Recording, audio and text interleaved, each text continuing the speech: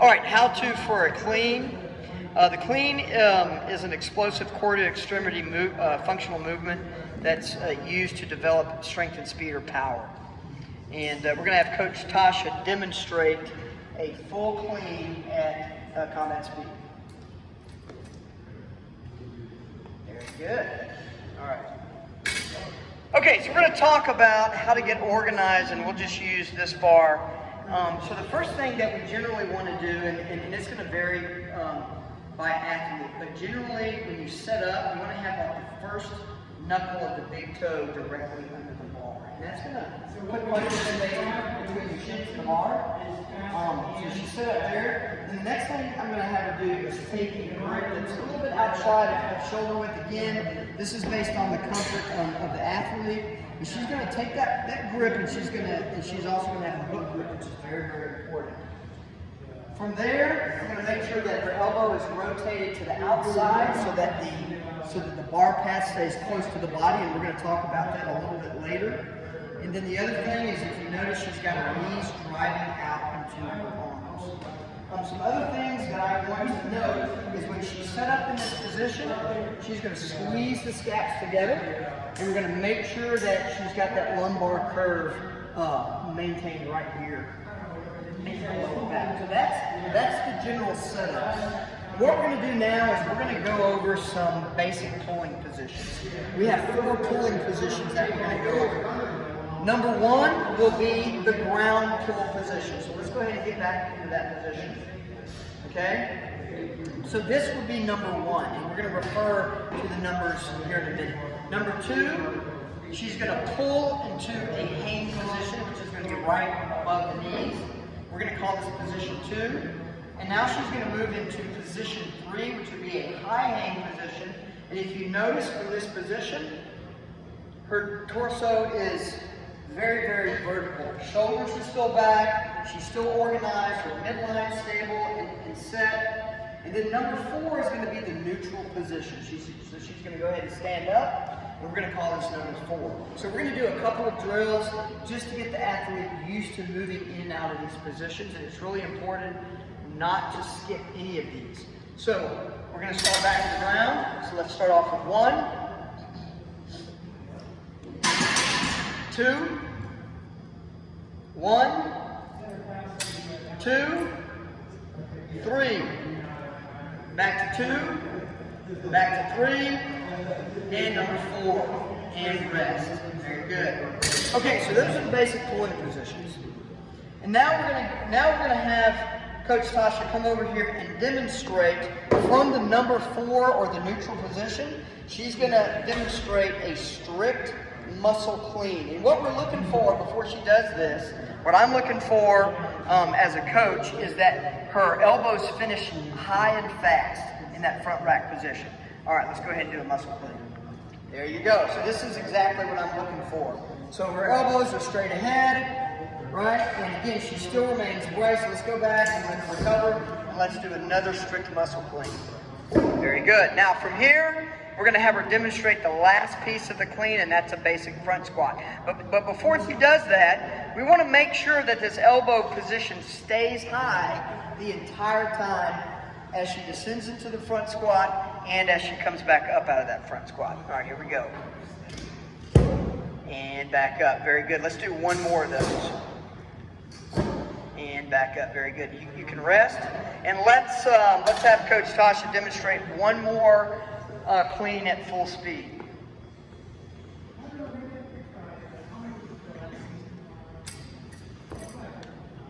Very good. All right, and relax. Okay, so let's talk about some common mistakes. So first of all, very similar to the snatch, the clean and jerk and the snatch are highly, highly technical movements. And competitive and Olympic athletes spend their entire careers perfecting these. So we're definitely not going to be perfect overnight. It's going to take several years. So there's tons of different things that can happen. But one thing that I see the most as a coach is athletes bending their arms too soon. So if she can, we're going to have her try to replicate performing a clean and bending the arms too soon. Let's see what that looks like. There you go.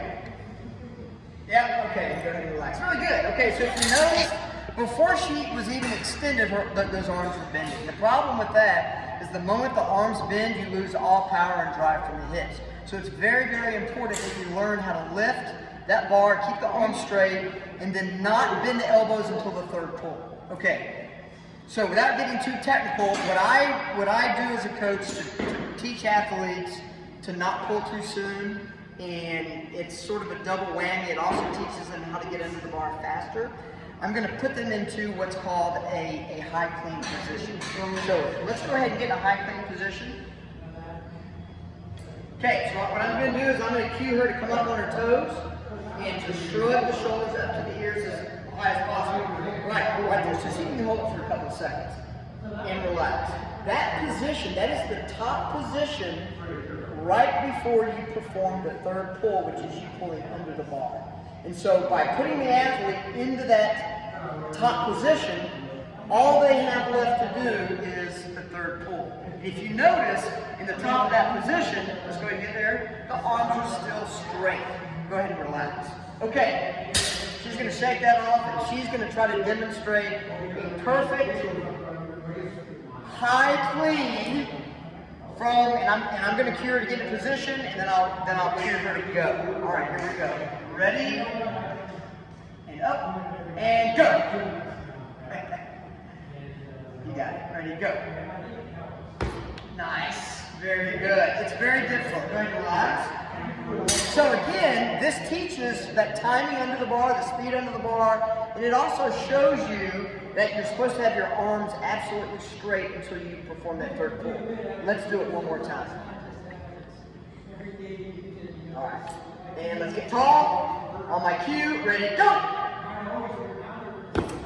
And up. Very good. And relax. Okay, so let's talk about a couple of injury scenarios. If the athlete has a knee or hip injury and are limited in the range of motion, there's several things that we can do. We can turn this into a power clean. So in other words, they're not gonna squat with it. So let's go ahead and demonstrate a classic power clean from the ground. All right, so very limited knee and hip range of motion. Next, I'm gonna have her do a hang power clean. So now she's not going to have to pull it from the floor. She's going to go from that number 2 position and go. Very good. All right, you go ahead and rest. And if that's too much and that's still putting her through a little bit more range of motion that she's comfortable with, we can also elevate. Okay, so we're gonna move this and we're gonna elevate the bar. And of course, you can elevate the bar as high as you need to accommodate the athlete. So you see here, she doesn't have to squat as far. She can still load the bar as much as she wants if the shoulders are good. And again, you can stack it up as high as you want. Let's go ahead and do it from an elevated position. There you go. Very nice. And let's relax for that. Okay, if the athlete has a wrist or shoulder injury and they're unable to achieve that front rack position, then we're gonna modify to a kettlebell goblet clean. And let's talk a little bit about the intent of the clean movement. What we're trying to develop in an athlete is that explosive core to extremity movement. And it doesn't have to be with a barbell, it can be with almost any object. What I like to do is when I teach athletes how to do cleans, I often start them off with a kettlebell. And it's a little less intimidating and it's not quite as technical, but they're still achieving that explosive core to extremity movement. So I'm going to have Coach Tasha demonstrate a power clean with a kettlebell. There you go. And let's go with the other one. Very nice. So we're still achieving that explosive action. Now I'm going to have her demonstrate a goblet clean with a kettlebell that's a little bit heavier. Still same heels. And as you can see, it doesn't require all that wrist and shoulder mobility. Let's do a couple more. Very good. That's it. Great job. All right, that's it.